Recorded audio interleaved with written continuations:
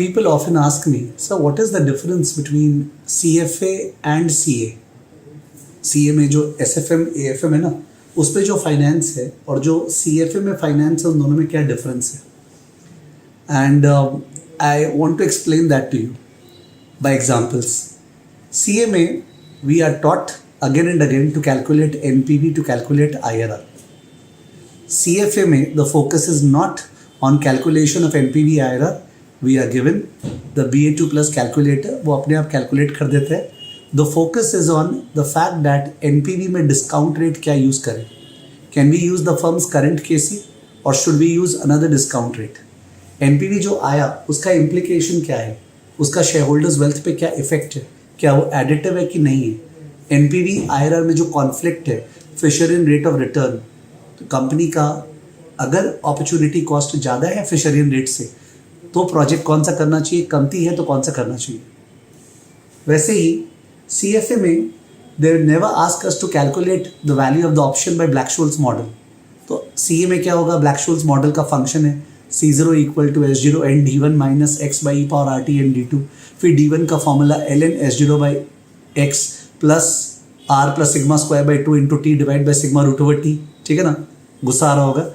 और उसके बाद जाके अपने पास कैलकुलेटर नॉर्मल है तो वी डोंट नो ln कैसे निकाले, उसका अंडरस्टैंड तरीका है square root 12 and all that, phone number method, e power something निकालने का कोई तरीका नहीं है. CFA में कभी भी Black-Scholes का अपने से वो नहीं पूछा कि Black-Scholes निकालो, नहीं, बोले Black-Scholes है ना, उस पर क्या इनपुट्स है, stock price, strike price, risk free interest rate, continuous, time to maturity, volatility. ठीक है ना, दे विल फोकस ऑन ये वॉलेटिलिटी आएगा कैसे, बिकॉज वॉलेटिलिटी पता थोड़ी है. अगर एक 3 मंथ का ऑप्शन है तो आने वाले 3 मंथ में क्या वॉलेटिलिटी होने वाला है, मैं क्या इनपुट करूं. ठीक है, तो इससे बढ़िया बैक ट्रैक करके इम्प्लाइड वॉलेटिलिटी निकाल लो. Black-Scholes का लिमिटेशंस क्या है कि वो जंप प्रोसेस हैंडल नहीं करता है.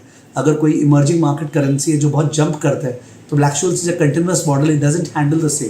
ठीक है ना, वैसे ही कोई बहुत स्मॉल कैप स्टॉक है जो बहुत ज़्यादा डिस्क्रीटली जंप करता है, तो in that case that can not be handled by the Black-Scholes model.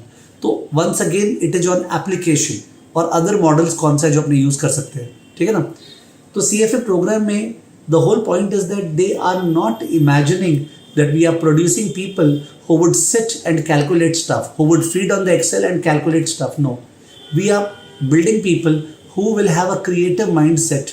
They will question the status quo. किस तरह finance चलता है, कोई चीज़ क्या है, assumptions क्या है. They have a narrative to share. Okay, they can speak out a story. They are not number crunchers. They are people who do not just start speaking 2, 5, 10. और CA में फाइनेंस में just sums. Obviously Indian education system में भी sums का बहुत influence है. तो I think जो CA में सम्स कम्स कर लेता है उसका थोड़ा सा एक पिकअप CFA में बेटर हो जाता है. बट अदरवाइज अगर वो एनालिटिकली सोचता नहीं है तो ultimately he doesn't turn out to be a good analyst और अ गुड फंड मैनेजर और a good CFO. If you look at the top grade people in life, not the average people, the top grade people, they are not people who with just number crunching. They are people who can provide a perspective. So I think short में मैंने explain किया 2-3 topics के help से कि CA और CFA में क्या difference है. I think there is a deadly combination when a chartered accountant thinks about pursuing CFA, because then he has all the grips on the regulation aspect, this and that, acceptance in India वगैरह, and at the same time he understands that he needs to rise above the normal masses.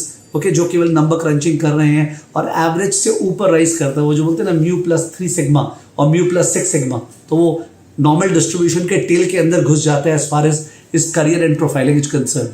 So welcome to the world of CFA, specially for chartered accountants, even for CMA students. They can be great asset because they have great character. Okay, the character just needs to be polished via a course which is trying to teach you analytics. Okay, whether we talk big data, whether we talk in terms of soft things like creating a story for a company and valuing a company, not just number crunching spreadsheet, but the entire story just evolving into the company. So I don't know, I thought that I should share this. Thank you.